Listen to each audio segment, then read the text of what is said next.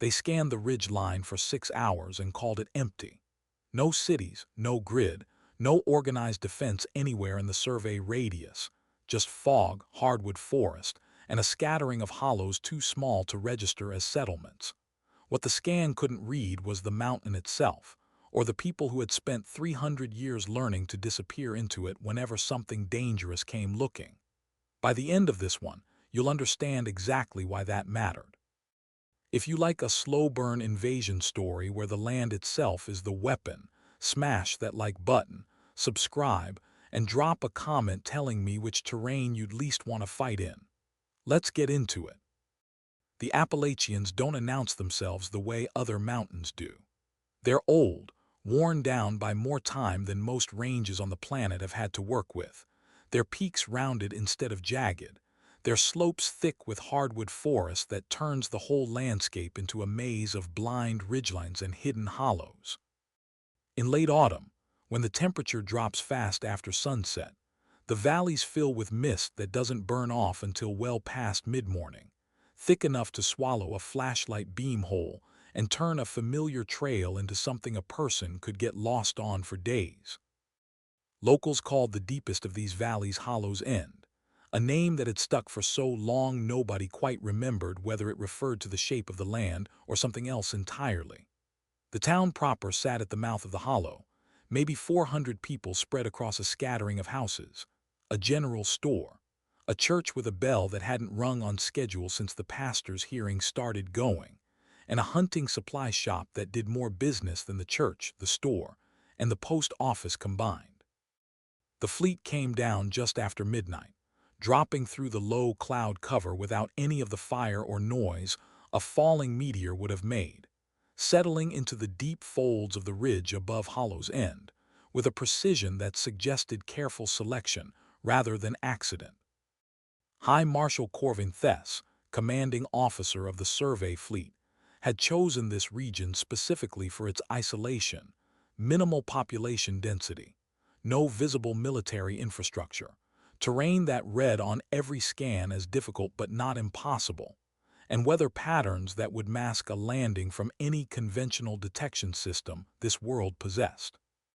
Population estimate, Corvin said, standing at the command console aboard the lead vessel, watching the fog roll across the ridgeline on the external feed. His intelligence officer, a precise, unhurried operative named Sale, pulled the data. 412 individuals within a 12-mile radius, distributed across small dwellings and one central settlement. No standing military presence. No organized defense infrastructure. Weapons signatures consistent with civilian hunting equipment. Low caliber, low range, minimal threat to shielded personnel. And the terrain. Dense forest cover, steep elevation changes, limited visibility due to persistent fog. Difficult for mechanized movement, but negligible as a defensive factor against a population this small and this lightly armed. Corvin nodded, satisfied. 3 centuries of Voron compact expansion had taught him to trust a clean survey, and this one was about as clean as they came. A scattered rural population with no capacity for organized resistance, sitting on a ridge system that would make an excellent forward staging point once the initial contact phase concluded. He gave the order to deploy a reconnaissance team at first light.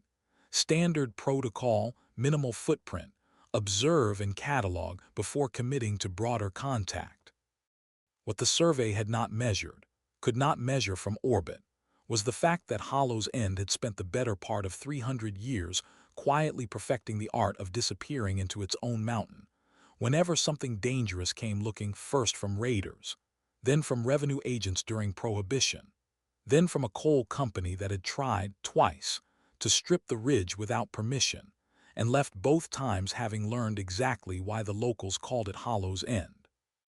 The town's relationship with its own terrain wasn't incidental. It was, in its own quiet way, a kind of inheritance. Ezra Caldwell was 67 years old and had been hunting that exact ridge system since he was 9, taught by a father who'd been taught by his own father before him. in a line of Caldwells stretching back to before the town even had a proper name.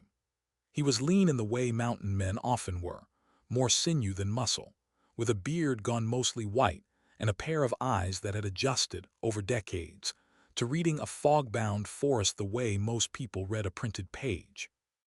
He was out before dawn checking a trail camera near the ridge's north face, more out of habit than necessity this late in the season, when the light came down through the mist, not a shooting star, not the kind of light Ezra had seen plenty of times chasing deer through these hills at odd hours, but something that moved with a deliberateness that made the hair on his arms stand up before his conscious mind had even finished processing what he was looking at. He watched it settle into a fold of the ridge a half-mile off, the mist swallowing whatever brief glow had marked its landing, and stood very still for a long moment, listening.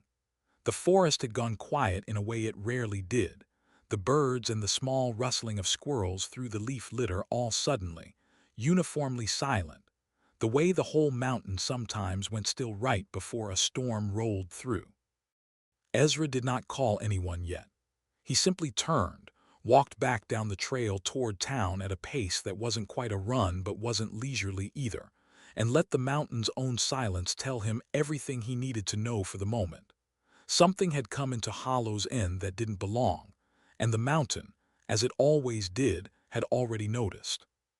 By the time the sun had properly cleared the ridge, word had reached the general store, where a loose cluster of the town's older residents gathered most mornings out of habit rather than any real necessity, and where Ezra found Sheriff Wanda Boone already deep into her second cup of coffee.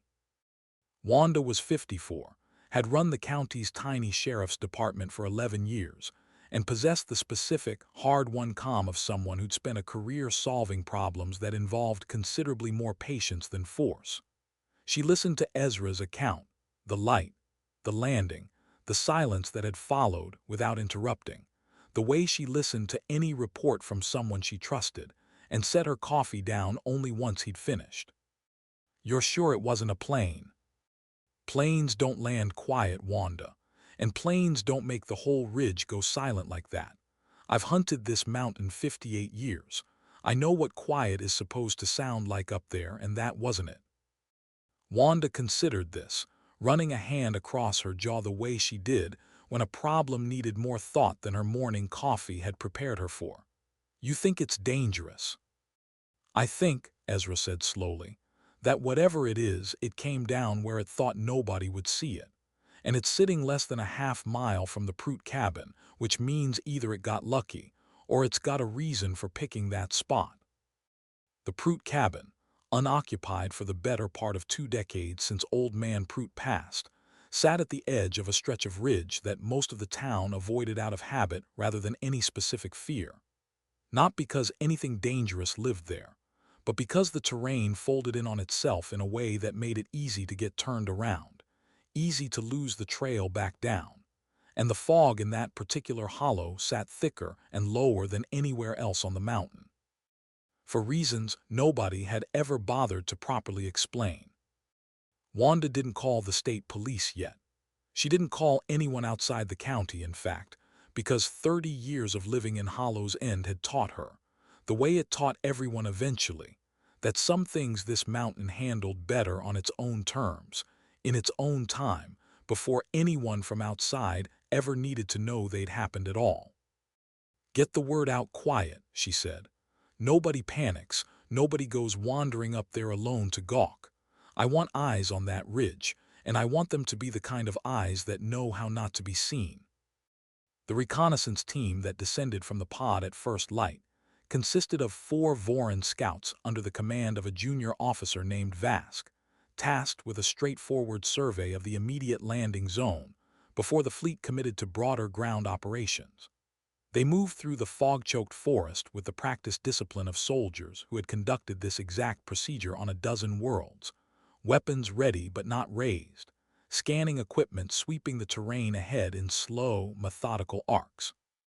What their equipment could not adequately account for, and what would become a recurring theme throughout the coming days, was the sheer density of the fog itself, which absorbed and scattered their sensor returns in ways their calibration had never anticipated, turning what should have been a clean thermal picture of the surrounding forest into a soft, indistinct blur that made distinguishing a standing tree from a standing person considerably harder than any prior deployment had prepared them for. Vask's team moved cautiously up the slope toward what their scan identified as an abandoned structure, the Prout cabin, though they had no way of knowing its name or history, and found it exactly that: empty, weathered, clearly untouched for a considerable stretch of time. What they did not find, though it would occur to Vask only much later, in hindsight, as significant, was any sign of the wildlife their scans had catalogued as populating this region in reasonable abundance. No birds, no small mammals moving through the underbrush. The forest around them held a stillness that felt, to a species with no particular cultural framework for interpreting it, simply like quiet, rather than like the specific, deliberate silence of a mountain that had gone still because something was moving through it that didn't belong. Structure confirmed abandoned, Vask reported back to the fleet. No hostile contact, proceeding with broader perimeter survey. He did not report, because he had not yet noticed, the faint, fresh boot print pressed into the soft mud at the edge of the clearing, half obscured by leaf litter that had been deliberately scattered over it, or the broken twig on a low branch nearby, snapped at an angle that indicated it had caught on something moving past at roughly head height for an average human. Details that would have meant nothing to his equipment, and everything to the man who had left them there roughly 20 minutes before the scouts arrived, watching now from a fold in the ridge 100 yards distant, close enough to see, far enough to remain entirely invisible in the fog. Ezra Caldwell had been right. The mountain had noticed, and now so had he. By the second day, Corvin's fleet had established a modest forward camp in the clearing near the Prout cabin, expanding their initial reconnaissance into a broader survey of the surrounding ridgeline, confident in a threat assessment that had, thus far, produced no evidence to contradict it. No hostile contact, no organized resistance, a scattered, lightly armed population that showed no signs of having noticed their arrival at all. This confidence would not survive the day. Vask's team, expanded now to 6 scouts and tasked with mapping the ridge system a mile further into the hollow, moved along what their scans identified as the most navigable route through the terrain. A narrow game trail winding along the contour of the slope, flanked on one side by a steep drop toward a creek bed, and on the other by dense laurel thicket too tangled to move through quickly. It was, Vask would later realize, precisely the kind of terrain a hunter would choose to funnel something through, if a hunter happened to know the ground well enough to predict exactly where an unfamiliar party would be forced to walk. The first sign that something had changed came not as an attack, but as an absence. The team's rear scout, a soldier named Trell, simply stopped responding to routine check-ins partway through the traverse, his position marker on the tactical display flickering, and then going still roughly 40 yards behind the rest of the formation. "Trell report," Vask said into the comm, and received nothing back but static. The team held position, weapons raised now, scanning the thick laurel on either side of the trail for any sign of movement, finding nothing but fog curling slowly between the branches. When they backtracked to Trell's last confirmed position, they found his scanning equipment sitting neatly at the base of a tree, undamaged, and no sign of Trell himself beyond a single set of drag marks leading off the trail into the thicket, marks that vanished within 20 feet into ground too rocky to hold a track. "He's been taken," Vask said, and found to his own mild surprise that his voice carried less alarm than he expected.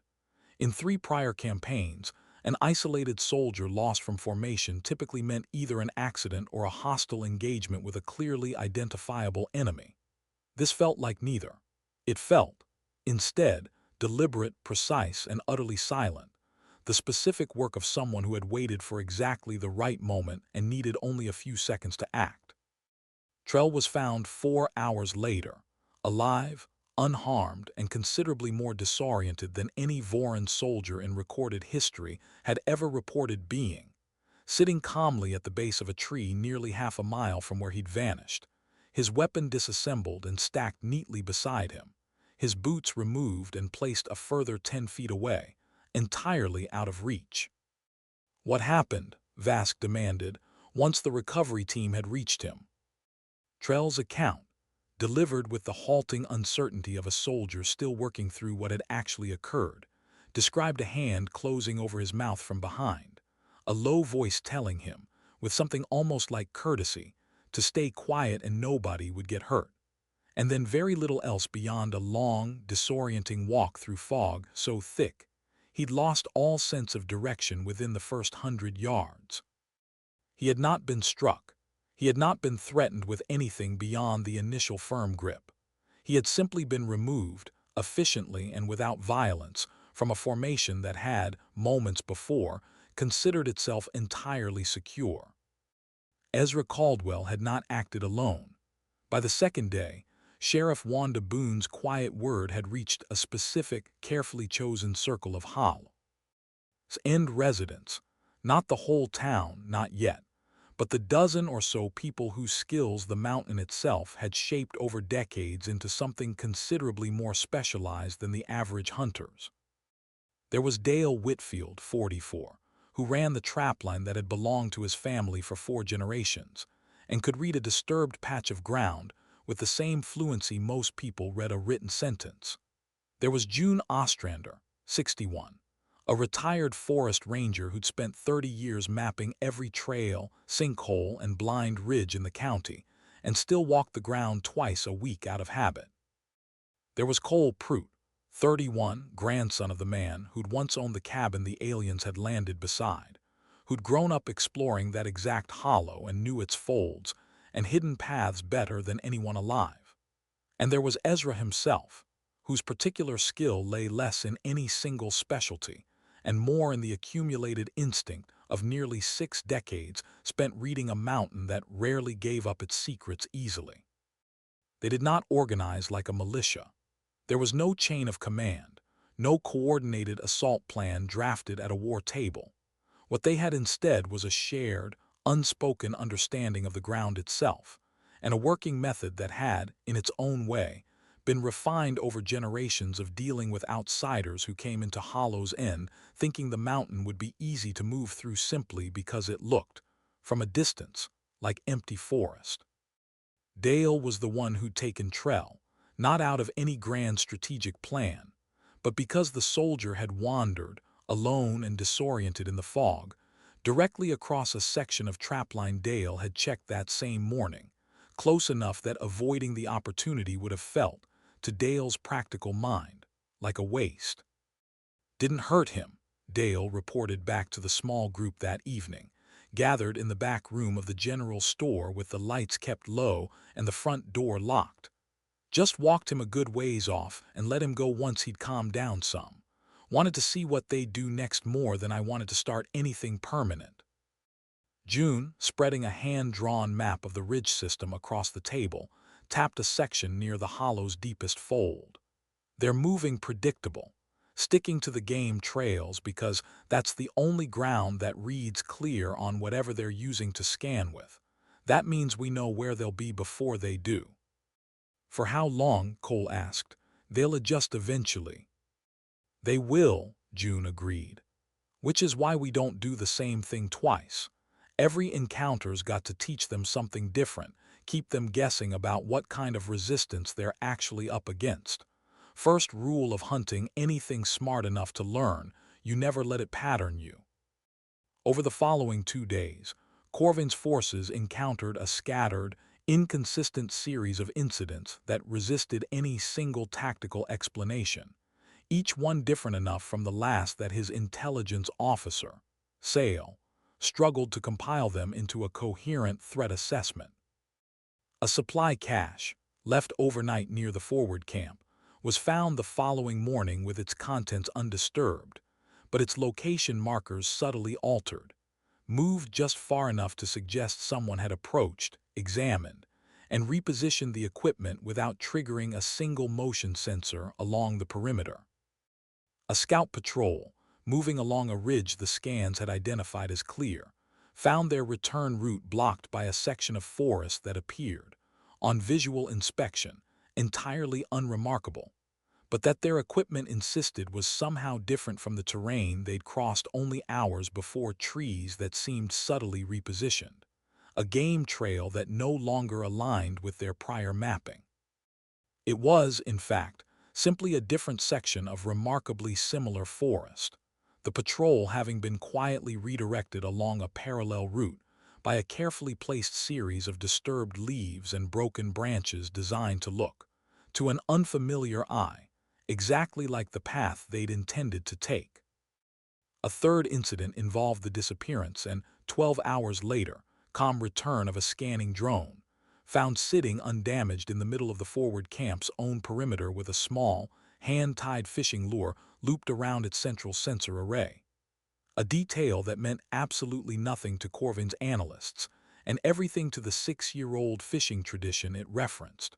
A quiet, almost playful signature left by June Ostrander, who had grown up hearing her own grandfather describe exactly this kind of message, left for revenue agents decades before her own birth, in a mountain tradition of telling outsiders, without a single word spoken, that they were being watched far more closely than they realized. None of these incidents involved direct confrontation, Sale reported to Corvin on the third evening, reviewing the accumulated data with visible frustration. No casualty. Ease beyond one temporarily detained soldier, unharmed. No weapons discharged on either side. And yet our operational tempo has slowed by nearly 60%, purely from the accumulated caution these incidents have forced upon every patrol. They're not trying to kill us, Corvin said slowly, working through the pattern himself. They're trying to exhaust us, make us doubt our own instruments, make every step forward cost more time and caution than it should. To what end, Commander? A population this size cannot sustain a prolonged campaign of harassment against a force our size. Corvin considered the question for a long moment, watching the fog roll across the external camera feed, thick and unbroken, exactly as it had been every day since their arrival. Perhaps, he said, they don't intend a prolonged campaign. Perhaps they intend to buy time for something else entirely, and we have not yet determined what that something is. He was, though he did not yet know it, entirely correct. The first genuine confrontation came on the fourth day, when Corvin, growing impatient with a survey that had produced considerably more caution than data, authorized a larger, more heavily equipped patrol to push directly into the hollow's deepest fold, the exact stretch of terrain the locals had spent generations learning to navigate, and outsiders had spent generations learning to avoid. 12 scouts under the direct field command of a senior officer named Reth moved into the fog with heavier scanning equipment, and a mandate to establish, once and for all, a clear picture of what lay at the hollow's center. They found, within the first mile, terrain considerably more treacherous than any prior encounter had suggested. A steep, narrow ravine cutting through the slope, its walls slick with moss and standing water, forcing the patrol into a single-file line along a path barely wide enough for one person at a time.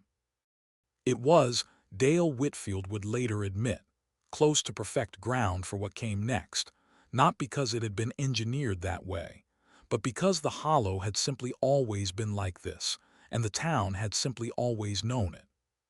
The patrol's lead scout, moving carefully along the ravine's narrow lip, triggered what his equipment read in the final half-second before impact as a simple mechanical trap.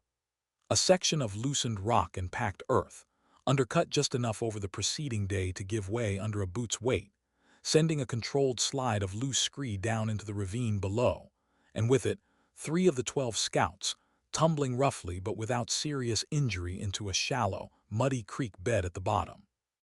It was not, strictly speaking, an attack designed to harm anyone.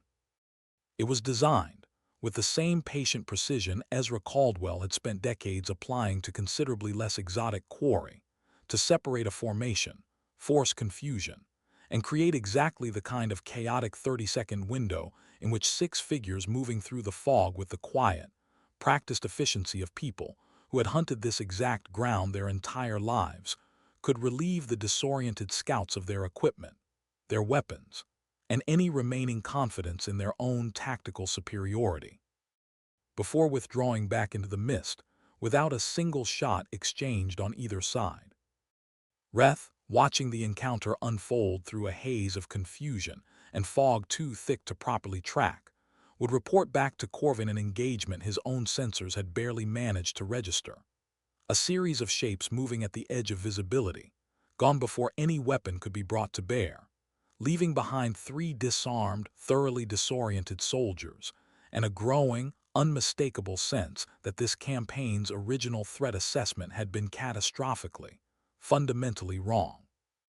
That evening, gathered once more in the back room of the general store, the small circle Wanda had assembled found themselves joined, for the first time, by someone considerably older than any of them, Delphine Caldwell, Ezra's aunt, 91 years old, who had not left her house on the edge of town more than a handful of times in the past 2 years, and who had, upon hearing the full account of the past 4 days from her nephew, insisted, with a firmness nobody in the room felt inclined to argue with, on being brought to hear the rest in person. "You've been fighting this the way your granddaddy fought the coal company," Delphine said, settling into the chair Cole had pulled out for her. "And that's fine, that's good work, but it's not going to be enough on its own, and I think it's past time you all heard the rest of it." "The rest of what, Aunt Delphine?" Ezra asked. Delphine studied the room for a long moment, the particular unhurried gaze of someone who had spent 9 decades deciding exactly when a piece of information needed to be shared, and had, evidently, just decided this was that moment. "This isn't the first time something's come down on this moo. Intain," she said. "It's the third, far as my own mother told it to me, and her mother told it to her before that. First time was near on 140 years back if the stories hold true. Something came down in the deep hollow, past where the Prout land sits now, and it didn't come down friendly. Took near 2 years before whatever it was stopped being a problem, and it wasn't stopped by fighting it head-on. It was stopped because 3 generations of this town's families learned this mountain well enough that eventually, it simply couldn't find enough of us to matter anymore." The room had gone very quiet, the kind of quiet Ezra recognized from the mountain itself in the moments before something significant. "Second time was my own grandmother's time," Delphine continued. "Smaller than the first from what she told it, but the same pattern. Something came looking for easy ground, found this hollow instead, and left considerably poorer for the experience. The families that dealt with it both times, the Caldwells, the Ostranders, the Whitfields, the Prouts, near enough every family sitting in this room right now, they didn't just pass down hunting skill. They passed down the mountain itself. Every trail that looks like it goes somewhere and doesn't. Every stretch of ground that reads solid and isn't. Every fold in this hollow that swallows sound and light and anybody who doesn't know it well enough to trust it." June, who had spent 30 years as a professional forest ranger mapping every inch of this county's terrain, found herself staring at Delphine with an expression somewhere between disbelief and dawning recognition. "The Ostrander survey maps," she said slowly. "The ones my grandfather drew up, the ones that never quite matched the official county surveys. I always figured he'd just made errors." "He didn't make errors," Delphine said. "He drew 2 maps his whole career, one for the county, one for us." What Delphine described over the following hour, in the unhurried, matter-of-fact cadence of someone recounting family history, rather than anything she considered remarkable, was not a hidden arsenal or a secret militia, but something considerably more subtle and, in its own way, more formidable. A working knowledge of Hollow's ends terrain so thorough, so precisely refined across 3 separate crises spanning nearly a century and a half, that the mountain itself had effectively become an extension of the town's own collective memory.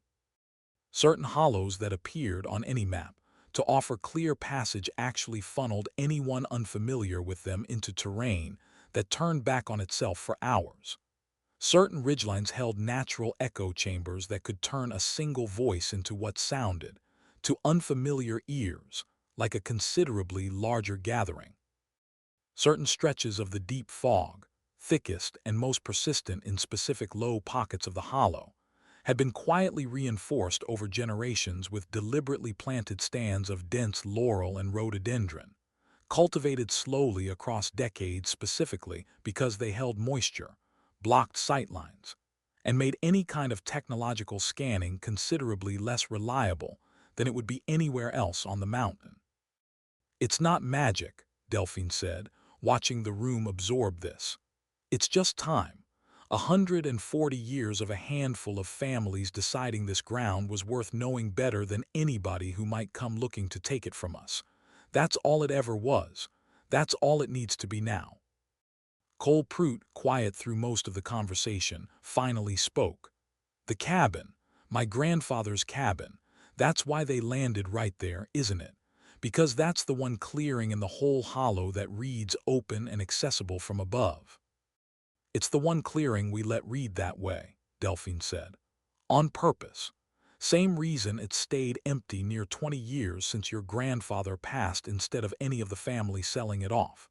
A landing spot needs to exist somewhere, and it's a whole lot better strategy to know exactly where that somewhere is than to leave it to chance." Aboard the command vessel, Corvin reviewed the accumulated incident reports from the past 4 days alongside Sale, both of them working through a threat picture that had grown considerably more complicated than either had anticipated at the campaign's outset. "I want a full sensor sweep of the entire hollow," Corvin said. "Every structure, every settlement, every piece of infrastructure this population has built into that terrain. If they've prepared this ground as thoroughly as these encounters suggest, there will be a pattern to it, something a broader survey can identify even if individual patrols can't." The sweep, conducted over the following 6 hours, using every scanning resource the fleet could commit to a single objective, produced a result that unsettled Corvin considerably more than any individual encounter had managed. "Commander," Sale said, "Dying the compiled data, the hollow's terrain does not match its own historical survey records." "Explain." "Publicly available cartographic data for this region records our initial planning phase relied upon, shows trail networks, elevation changes, and vegetation patterns that differ in dozens of specific locations from what our own direct scans are now returning. The discrepancies are subtle. Individually, each could be attributed to natural terrain shift over time. Collectively, they form a pattern too consistent, too deliberately structured to be anything other than intentional." Corvin studied the overlaid maps in silence for a long moment, the true shape of the problem finally settling into focus with the particular weight of a commander recognizing, 4 days too late, that his initial survey had not simply been incomplete, but had been, in some deliberate, deeply unsettling sense, quietly and thoroughly misled by a population that had understood, long before his fleet ever arrived, exactly what an aerial survey could and couldn't be trusted to see. "They've been altering how this terrain reads to outside observation," he said slowly. "Not recently, not in response to us. This has been maintained for generations, Commander, based on the layered consistency of the discrepancies. This is not a defensive measure improvised in the past 4 days. This is inherited infrastructure, cultivated and maintained across what our analysis suggests is well over a century." Corvin sat with this for a long moment, recalculating in real time every assumption his campaign had been built upon. A population of 400, lightly armed, without organized military structure, had not simply reacted to an invasion with improvised resistance. They had, in some fundamental sense, been quietly preparing this exact ground for exactly this kind of contingency for longer than his own fleet's most senior officer had been alive. "Recommendation, Commander," Sale asked. "We committed to this campaign based on an assessment that this world's threat profile was negligible," Corvin said. "That assessment was wrong in a way that goes considerably deeper than a single miscounted weapons cache. I want full reinforcement authorized before we commit to any further ground operation in this hollow.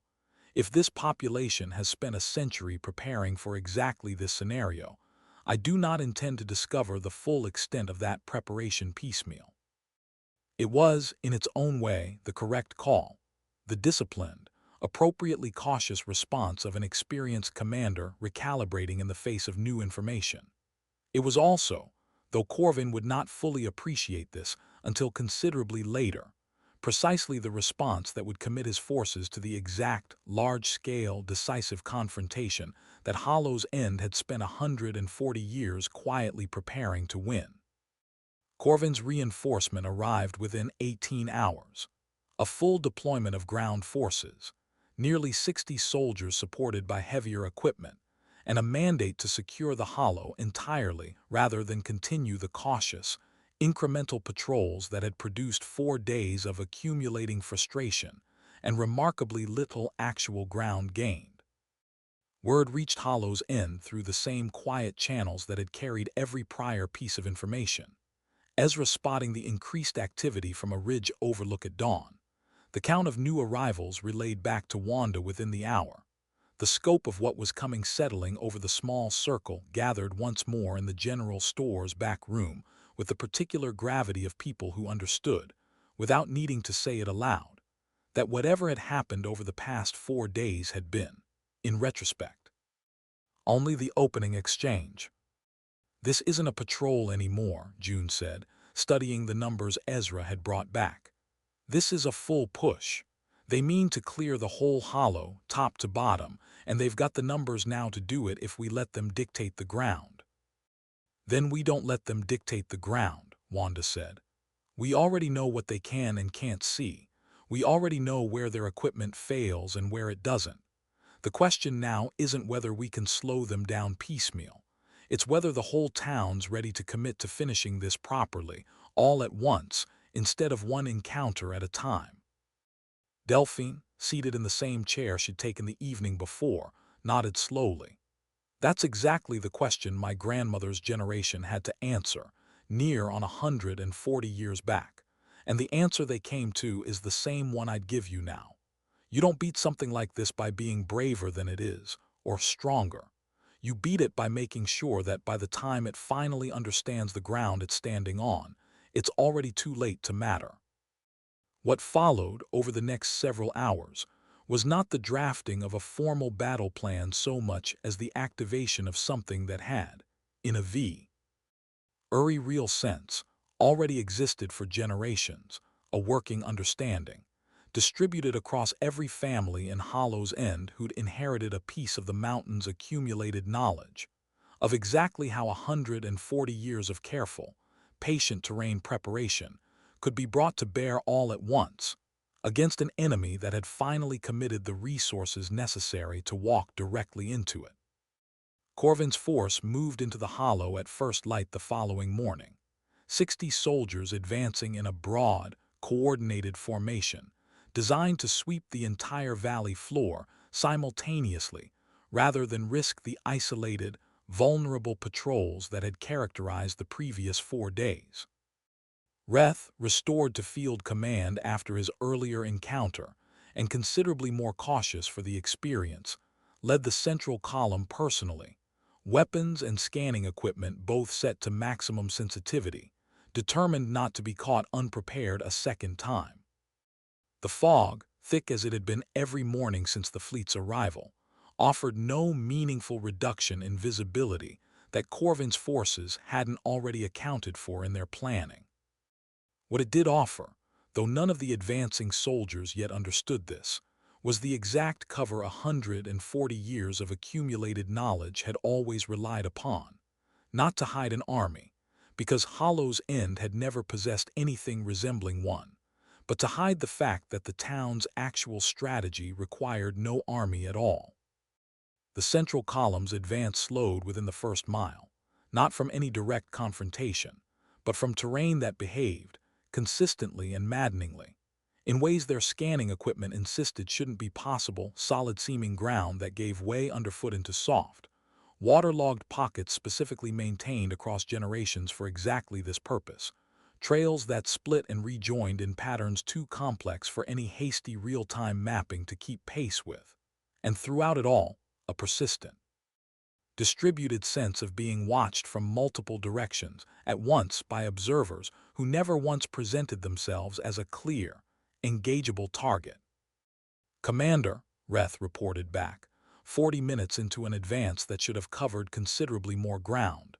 "The terrain itself is functioning as an obstacle in ways I cannot fully account for. We are not being directly engaged. We are being redirected, continuously, in ways that fragment our formation's cohesion without ever exposing the source." It was, in fact, exactly what Reth described. Not a single dramatic ambush, but the cumulative effect of a dozen small, deliberate interventions, each one calibrated by someone who knew that exact stretch of ground intimately enough to predict precisely how an unfamiliar force would respond to it. Dale Whitfield's family trapline knowledge turned a seemingly clear crossing into a controlled bottleneck. June Ostrander's 3 decades of professional surveying let her redirect an entire flanking column, through nothing more than a few strategically disturbed sections of undergrowth, nearly a half-mile off its intended course without a single soldier realizing it had happened. Cole Prout, working the exact hollow his family had owned for 4 generations, guided a full squad in a slow, confused loop that brought them, after nearly an hour of confident advance, back almost precisely to where they'd started. The confrontation that finally, unavoidably materialized came near midday, when Corvin's central column, funneled by 4 hours of accumulated redirection into the exact narrow approach to the hollow's deepest, fold that the town's collective knowledge had spent a century ensuring remained the only genuinely viable path through that section of terrain, found itself facing, for the first time in the entire campaign, a visible, organized human presence rather than a fleeting glimpse in the fog. Perhaps 30 townspeople, drawn from every family that had carried a piece of Hollow's End's inherited knowledge across generations, stood arrayed along the high ground overlooking the narrow approach. Not a militia in any formal sense. Unarmed beyond the same hunting rifles and shotguns their scans had already cataloged as negligible, but positioned with a precision that made immediately clear, even to Corvin's tactical instincts, that they held every advantage the terrain could offer. Reth, advancing at the head of the column, called a halt, and for a long moment the two forces simply regarded each other across the narrow stretch of fog-wreathed ground between them. It was Wanda Boone who stepped forward first, unarmed, hands visible, moving with the same unhurried calm she'd carried through 11 years of a job that had taught her patience mattered considerably more than force in most situations that genuinely counted. "You've had 4 days to figure out you weren't dealing with what you thought you were dealing with," she said, her voice carrying clearly acro. "SS the still air, translated a half-second later through Reth's own equipment. "I expect by now your commander understands that. So here's what I'd suggest, before this gets any further than it needs to. You've lost soldiers to nothing worse than confusion and a few bruises so far. That doesn't have to change today, but it's entirely up to what you decide to do in the next few minutes." Reth's translator processed this with the particular difficulty it had struggled with throughout the entire campaign. Not the words themselves, but the tone beneath them, calm and entirely without the fear his training had led him to expect from an outmatched population facing a superior force. "You are offering terms," he said slowly, "with 30 individuals and a handful of civilian firearms against a force twice your size. I'm offering you a chance to walk back down this mountain the same way you walked up it," Wanda said. "What I'm not offering is a guarantee about what happens if you don't take it, because I genuinely don't control everything this hollow's capable of once it decides it's done being patient. Neither do you, and by now, I expect you've started to understand that." What happened next would later be reconstructed, in Corvin's own after-action report, with considerable difficulty, because no single vantage point, not the command vessel's orbital feed, not Reth's own ground sensors, not even the collective eyewitness accounts of the soldiers present, could fully capture the way the confrontation unfolded, less like a battle and more like a slow, deliberate demonstration of exactly how thoroughly the terrain itself had been turned against them. At a signal Corvin's forces never identified, because there was, in the formal sense, no signal at all, only the accumulated instinct of people who had rehearsed this exact kind of moment across generations without ever needing to call it a rehearsal. The fog along the narrow approach thickened with a suddenness that read, to Reth's sensors, as an impossible, instantaneous environmental shift, but that was, in reality, simply the release of a series of carefully maintained water features along the hollow's upper slope, channeled precisely to flood the low ground with cold air and moisture at exactly the moment it would do the most good. Visibility collapsed to arm's length.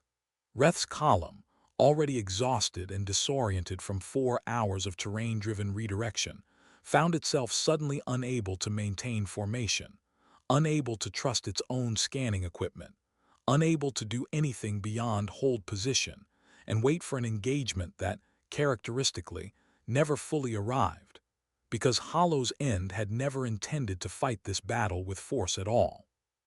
What came instead, moving through the thickened fog with the quiet, practiced efficiency of people who had spent their entire lives learning to navigate exactly this kind of blind terrain, was a slow, methodical disarming. Weapons lifted from disoriented hands, equipment quietly disabled or redirected, soldiers guided, gently and without violence, toward a central clearing where they found themselves, over the course of nearly 20 confusing minutes, effectively removed from the engagement entirely, without a single shot fired on either side. Corvin, watching what fragments of the encounter his orbital feed could still capture through the fog, understood, with the specific, sinking clarity of a commander recognizing total tactical defeat, that his force had just been comprehensively neutralized by a population that had never needed to kill a single soldier to make its point. Reth himself, standing at the center of the clearing with the remnants of his column gathered, disarmed but unharmed, around him, found Wanda approaching once more through the thinning fog, Ezra Caldwell a few steps behind her, the older man's expression carrying neither triumph nor hostility, only the same weathered patience he'd brought to 58 years of reading this exact mountain. "Your commander," Wanda said, "needs to hear this directly, not through a field report, so I'd appreciate it if you'd relay it word for word." Reth's translator activated, still processing the strange, unhurried calm of a population that had just, by any objective measure, won a decisive engagement without spilling a drop of blood. "This mountain's turned back 3 attempts to take it that weren't so different from yours, going back near 140 years, Wanda continued. "None of them ended with anybody getting killed who didn't have to be, because that was never the point. The point was making sure whoever came looking left understanding this ground wasn't worth what it'd cost to actually hold. I expect your commander's starting to understand that now. If he's smart, he'll finish understanding it before anybody on either side gets hurt worse than a little pride." Corvin's formal withdrawal order came within the hour, delivered with the particular weight of a commander whose entire campaign had been fundamentally, comprehensively reassessed in the space of a single confrontation that had cost him nothing beyond a full column's worth of dignity, and a growing, unavoidable recognition that his original threat assessment had failed not because the population was hostile, but because it was patient, prepared, and entirely unwilling to be surprised by anything his fleet could offer. His final report, filed for Voron Compact review and studied, in the months that followed, by strategists considerably more senior than himself, concluded with a passage that would go on to be quoted, in various forms, in briefing materials for any future survey team assigned anywhere near terrain that read, on initial scan, as deceptively simple.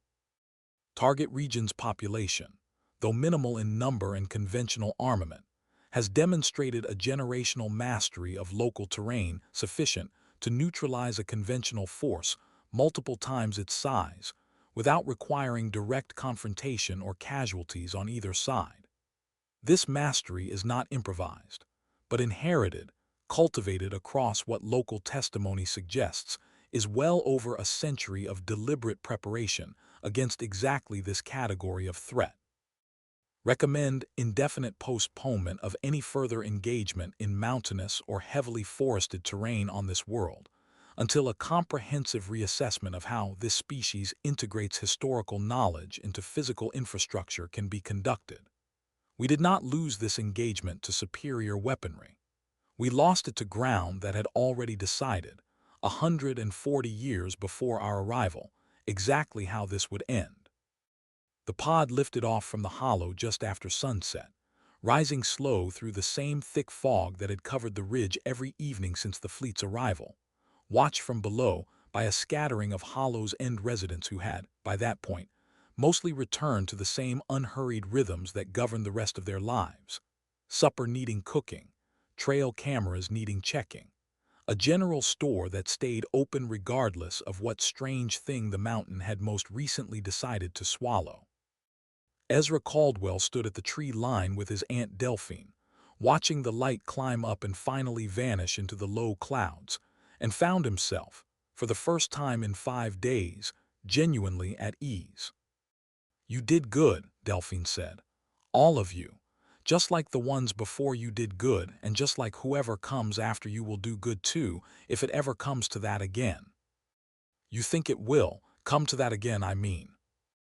Delphine considered this with the same unhurried patience she brought to most things, watching the fog settle back over the ridge the way it always did once the excitement of the day had passed. "Mountain's been here a lot longer than any of us," she said. "It'll keep being here a lot longer than whatever comes looking next, whenever that turns out to be. All we ever have to do is remember what it already knows and let it do the rest."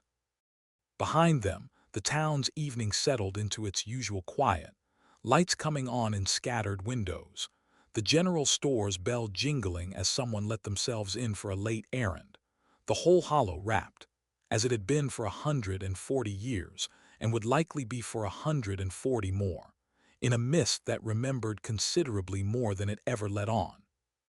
If you made it all the way to the end of this one, drop a comment and tell me what piece of local knowledge you think would matter most in a fight like this.